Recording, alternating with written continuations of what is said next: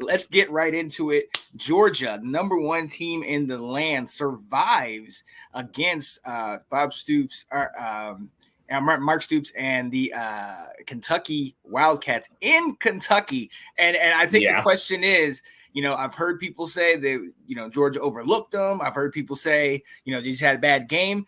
By the numbers, Kentucky outplayed these guys all the way through, man. What's your thoughts on this one?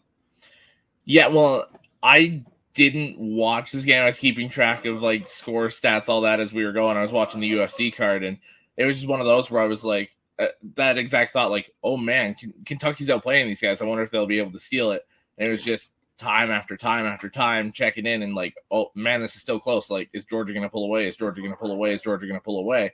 And they didn't. So I think there's part of it where Georgia may have overlooked these guys with the bye in Alabama. I think that's definitely a small part of it. But at the same time, Kentucky regularly plays these guys pretty close. Yeah. So I think it's a mix of the overlooking, a mix of Kentucky playing up for a higher level team, and starting to see more and more of this kind of playing field leveling out that we've been talking about with transfer portal and NIL and this and that. So I think it's a big deal.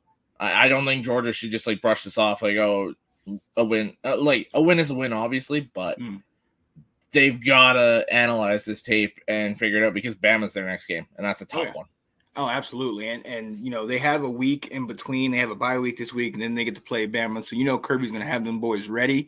To your point, I do think that I hope they take a look at this tape and see there are some areas that if you're able to exploit, Georgia could be susceptible to get beat.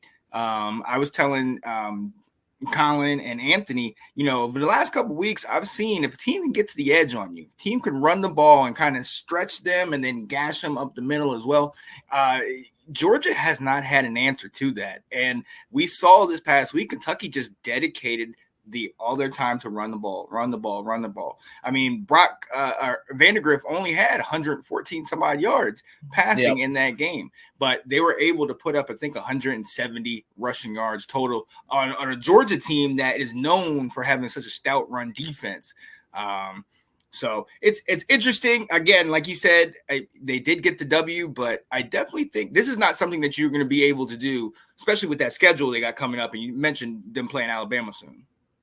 Yeah, one other thing, that outside run game, that's gashed them a bit the last couple years here. Yes. We saw Cody Schrader in Missouri do it at will last year. Exactly. Yeah. South Carolina moved the ball on them by playing on the outside a lot. And I think it speaks to the linebacker play that they used to have versus what they have now. You don't have your Nakobe Deans, your Quay Walkers, those guys on the inside that can go sideline to sideline that are freakishly fast, physical, big play guys. You haven't really seen that yet from this Georgia team or last year's, really. Yeah. So, I think this leaves them susceptible big time.